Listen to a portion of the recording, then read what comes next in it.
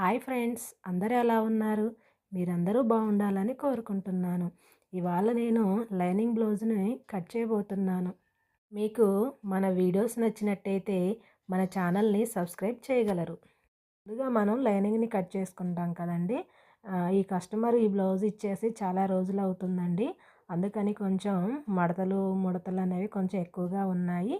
ఇది work blouse lining అండి. ఆది బ్లౌజ్ కూడా సేమ్ వర్క్ బ్లౌజే ఇచ్చారండి.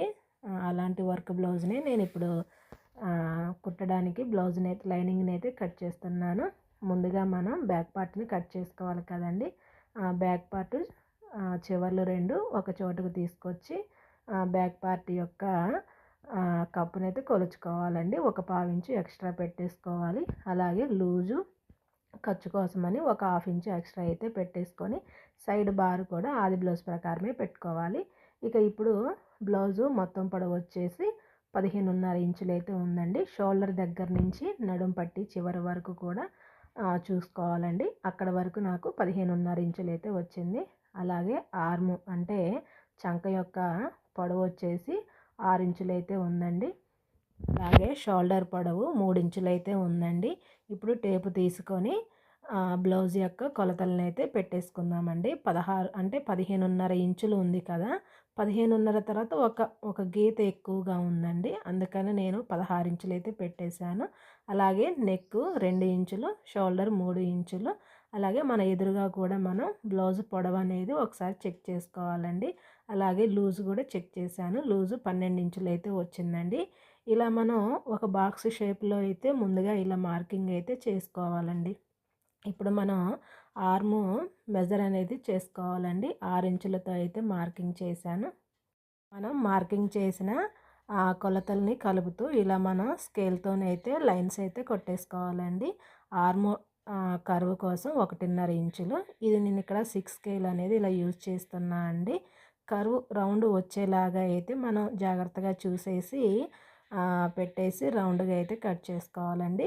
ఇక్కడ నేను నెక్ కట్ చేయటం లేదండి. ఓన్లీ 2 ఇంచుల లెంత్తోనైతే పెట్టేశాను. ఇక మొత్తం బ్యాక్ పార్ట్ కటింగ్ అయితే అయిపోయిందండి. ఫ్రంట్ పార్ట్ని కట్ చేసుకుందామండి. ఫ్రంట్ పార్ట్ కోసం ఇప్పుడు ఓపెనింగ్స్ అనేవి మనకు ఎదురుగా ఉండాలండి.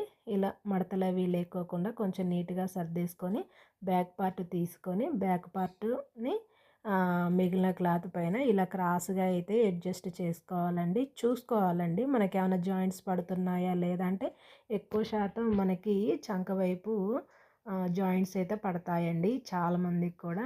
అలా సరిపోతుందా లేదా అని 1-2 సార్లు అడ్జస్ట్ చేసుకోవాలండి. ఒకవేళ చంక వైపు పడ్డా పర్లేదండి, కానీ నెక్ వైపు అలాగే ఉక్సులు కాజాల పట్టీ వైపు పడుకోకుండా జాగ్రత్తగా చూసుకొని సర్దుకోవాలండి. ఇక ఫ్రంట్ పార్ట్ నెక్ తప్ప మిగిలిన పార్ట్ మొత్తం కూడా సేమ్ బ్యాక్ పార్ట్ లాగానే మార్కింగ్ అయితే చేసుకోవాలండి. ఇప్పుడు ఆది బ్లౌజ్ ఒకసారి తీసుకుందామండి. ఆది బ్లౌజ్ తీసుకొని ఆది బ్లౌజ్ తోటి ఫ్రంట్ పార్ట్ యొక్క పొడవు అనేది ఒకసారి చూసుకుందామండి. షోల్డర్ దగ్గర నుంచి మనం ముందు పార్ట్కి డాట్ వేస్తాం కదా, అక్కడ వరకు చూసుకోవాలండి. కరెక్ట్గా అయితే సరిపోయింది. అలాగే ఉక్సుల పట్టి వైపు ఉండే నెక్ ఉంటుంది కదండి, ఆ నెక్తోనైతే ఒకసారి కొలుచుకోవాలి. అలాగే ఇటు సైడు కూడా మొత్తం బార్ ఎంత ఉందనేది ఆది బ్లౌజ్తో చెక్ చేసుకున్నాను. ఇక మనం అన్నీ మార్కింగ్ పెట్టాం కదండి, వాటన్నిటిని కలుపుతూ కరెక్ట్గా ఫ్రంట్ పార్ట్ షేప్ లాగా అయితే మార్కింగ్ చేసుకోవాలండి. ఇక మార్కింగ్ చేసుకున్న తర్వాత కట్ చేసుకుందాం. చెప్పడం మర్చిపోయా అండి, ఇక్కడ ఆర్మ్ వైపు మనం ఫ్రంట్ పార్ట్కి ఒక పావు ఇంచు లోపలికని కట్ చేయాలండి. ఎందుకంటే హ్యాండ్స్కి మనం కర్వ్ తీస్తాం కదా, అలానే ఫ్రంట్ పార్ట్కి కూడా కర్వ్ అనేది తీయాలండి. మనకి ఉల్టా పల్టా తెలియడం కోసం మార్కింగ్ అయితే చేసుకున్నాను. అలాగే 3 వైపులు కూడా టక్స్ వేసుకోవడానికి చిన్న డాట్స్ వేసుకుంటాం కదండి, వాటికి 3 వైపులు కూడా టక్స్ అయితే ఇచ్చానండి. ఇక ఇప్పుడు ఇందులో హ్యాండ్స్ అయితే కట్ చేసుకుందామండి. హ్యాండ్స్ చివర్లు కొంచెం ఎక్కువ తక్కువగా ఉన్నాయండి. వాటిని సరిచూసుకొని అయితే కట్ చేసుకుందామండి. ఇలా స్ట్రైట్గా చూసుకొని కట్ చేసుకోవాలండి. కట్ చేసుకున్న తర్వాత ఇప్పుడు మనకి ఎటు కటింగ్ చేయటం వీలవుతుందో అటు తిప్పుకోవాలండి. ఆది బ్లౌజ్ తీసుకొని ఈ ఆది బ్లౌజ్కి నేను హెమ్మింగ్ చేయను కదండి, అంటే లైనింగ్ బ్లౌజ్కి హ్యాండ్స్కి నేను హెమ్మింగ్ చేయను కదండి.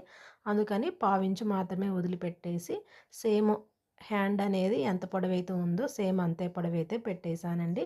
టేప్ తీసుకొని ఒకసారి మొత్తం పొడవు చూసుకుందామండి. 11 ఇంచులు అయితే ఉందండి. 11 ఇంచుల నుంచి చంక డౌను 3.5 ఇంచులకైతే డౌన్ చేసుకోవాలండి. అలాగే మనం హ్యాండ్ ఇలా రౌండ్గా కరువు తీయడం కోసం 2 ఇంచులతో మార్కింగ్ చేశాను. ఇలా హ్యాండ్ షేప్ వచ్చేలాగా హ్యాండ్ అయితే మార్కింగ్ చేసుకొని కట్ చేసుకోవాలి. ఇలా సెంటర్లో ఒక చిన్న టక్స్ అయితే ఇచ్చుకోవాలండి. మనం 2 ఇంచులు మార్కింగ్ చేసాం కదా, అక్కడ నుండి ఒక హాఫ్ ఇంచు క్రాస్ అయితే తీసుకోవాలండి. తీసేసి మనకి ఉల్టా పల్టా తెలియడం కోసం మార్కింగ్ అయితే చేసుకోవాలి. అలాగే ఇక్కడ జాయింట్ ఉంది కదా అండి, ఆ జాయింట్ని అయితే కట్ చేసుకుందాము. ఇదేనండి వర్క్ బ్లౌజు. దీనికి కాస్త నెక్ అసలు ఎలా ఉంటుందో ఏందా అనేది అయితే చూద్దామండి. ఒకవేళ నెక్ ఎక్కువ అవుతుంది అనుకుంటే మనం ఇలా సెంటర్లో క్లాత్ని కరెక్ట్గా ఆది బ్లౌజ్ ప్రకారమే ఎంతైతే ఉందో అంత చూసుకొని అడ్జస్ట్ చేసుకోవాలండి. చూద్దాం అసలు ఆది బ్లౌజ్ ప్రకారం నెక్ సరిపోతుందా లేదా అని.